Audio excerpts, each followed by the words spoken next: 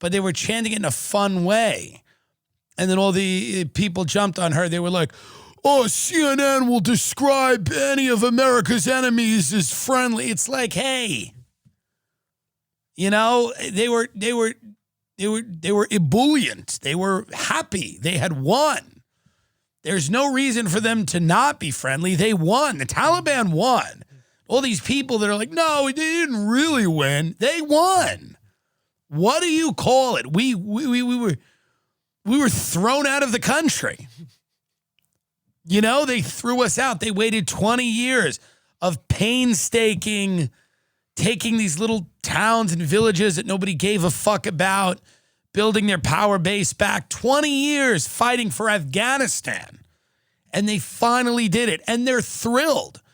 They're very happy, which is why as they're chanting death to America, there's something, they're friendly. There's a happiness. But Clarissa Ward finally left the country. She was able to leave on an evacuation flight. These flights at the Afghan airport, I mean, this airport, I mean, it's worse than LaGuardia.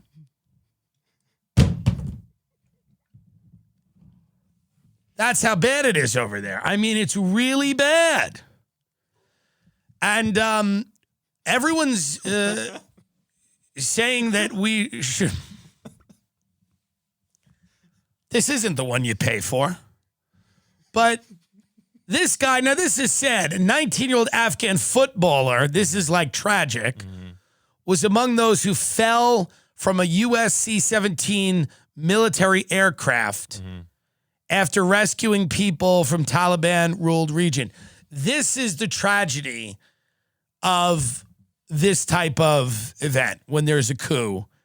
And you see it here, and I don't know if you can see that, but you see bodies falling from the plane. And it's fucking heartbreaking that this is what happened. When you have that general, that moron, Milley, I think is his name, who's going, I saw no indication that I had no idea. We saw nothing. There was no indication that the Taliban was taking over. We had no idea this was going to happen. This is the same guy that gave that speech a couple of months ago where he's like, I want to learn why white people hate. Remember that? That guy who was sitting there like he was doing a monologue, you know, from a new, Shonda Rhimes project on Netflix. He was like, I want to learn why white people hate. I want to know. Well, how about you find out why the fucking country was taken over by the Taliban? Isn't that your job? Shouldn't you devote at least as much time to finding out why Afghanistan is failing miserably as you do to wanting to find out why white people hate? Your words. And this is, America has no credibility now. And by the way, it really didn't have a ton of credibility leading into this last couple of years. But now we have none. Like, imagine going into a country now with a straight face and telling them, like, we take care of our people. Don't worry about it. We take care of our people. If you work for us, you help us. If you're a translator, if you help us gather intelligence, when shit hits the fan, we've got your back.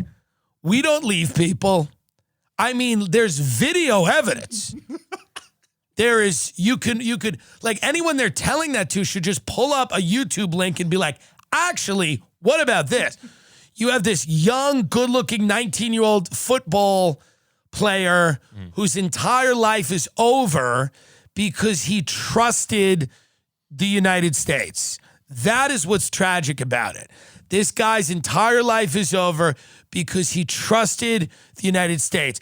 A member of Afghanistan's national youth soccer team was among the people who were killed as they tried desperately to cling to a U.S. military plane evacuating people from Kabul. He was 17, this guy. Jeez, I thought some say 19, some say 17. Monday, a crowd of Afghans surged on the tarmac of the international airport in the frantic scramble to escape a country newly overrun by the Taliban. Anwari was one of hundreds of people who wanted to leave the country and in an incident fell off an American military plane and died. The sports community of Afghanistan was in grief. The statement said it wished Zaki a place in heaven and offered a prayer that God grant. I mean, this is so fucking sad. And this is unfortunately what happens when you trust the United States of America. I mean, there's no other way to say it. I feel horrible for him. Now, I'm going to be a little, and it may come off as insensitive, not about him, but this may read a bit callous. I'm less concerned with the people who went there to do charity. Now, here's why. This is real charity. Most people, when they do charity, they write a check and they go to some event, in Manhattan or Bel Air. They go to somebody's mansion and they buy a $50,000 dress and they write a $25,000 check, and it is a social event, charity. True, philanthropy in cities like New York and places like LA is how you rise up the ladder of the social scene in that city. This is not that. This is